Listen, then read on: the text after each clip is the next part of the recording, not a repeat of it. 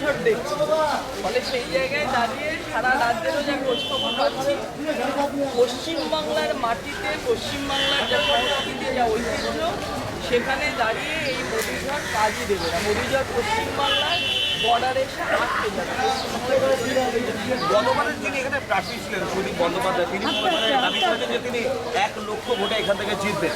আপনি কি মনে করছেন এটা কি সম্ভব হবে?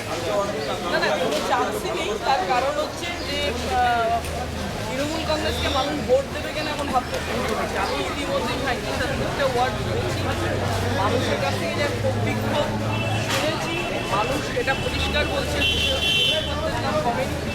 তৃণমূল কংগ্রেস বলেছিল কমিয়ে দেবে, পৌর পরিষেবা নিয়ে প্রশ্ন, এমপি নিয়ে অভিযোগ যা আছে আছে সেটা তো ঠিক আছে। ফলে সামগ্রিকভাবে রাজ্যে গত 34 মাসের কোনো আশা আকাঙ্ক্ষা কোনো অংশের মানুষের পূরণ করতে পারে না।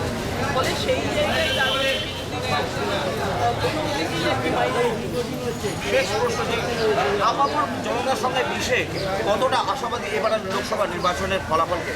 আমি 100 ভাগের বেশি আশাবাদী। অনেক ধন্যবাদ।